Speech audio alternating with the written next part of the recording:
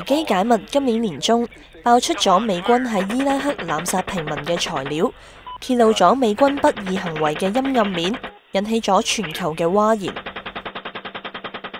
喺今年11月28號，維基解密又再爆料，話會公開25萬幾份美國嘅外交電文，仲話美國外交官要同時兼任間諜嘅工作，導致美國出現外交911災難。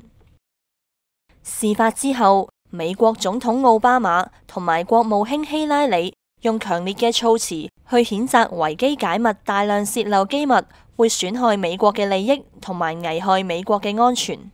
話口未完，維基解密嘅網站即刻被黑客用 DDoS 攻擊到癱瘓，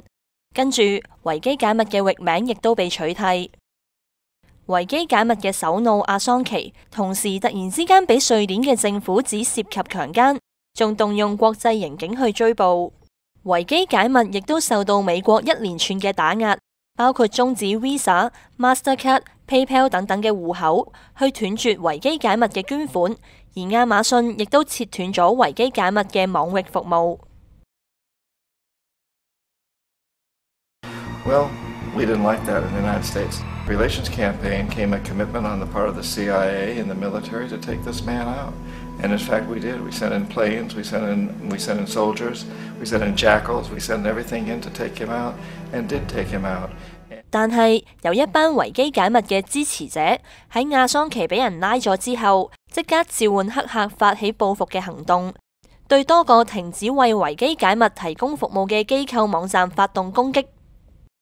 喺悉尼、布里斯本，仲有大概5萬幾個人上街遊行抗議，呼籲澳洲政府支持亞桑奇。喺荷蘭，亦都有幾十人喺阿姆斯特丹中心區集會，抗議美國壓制維基解密。而喺香港，亦都有網民趁住國際人權日，去到美國領事館抗議聲援亞桑奇，仲喺領事館嘅門口綁上紅絲帶，去指責美國踐踏世界人權、打壓世人嘅知情權。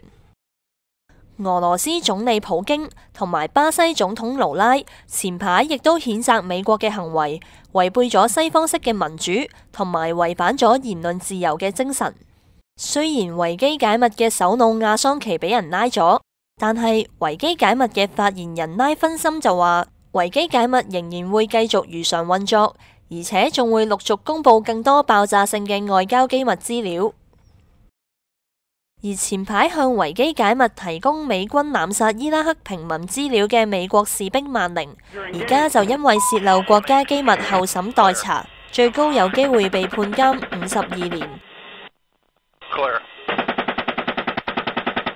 諷刺嘅係，美國加州柏克萊市打算表揚佢做英雄，因為佢揭發咗美軍戰爭嘅罪行。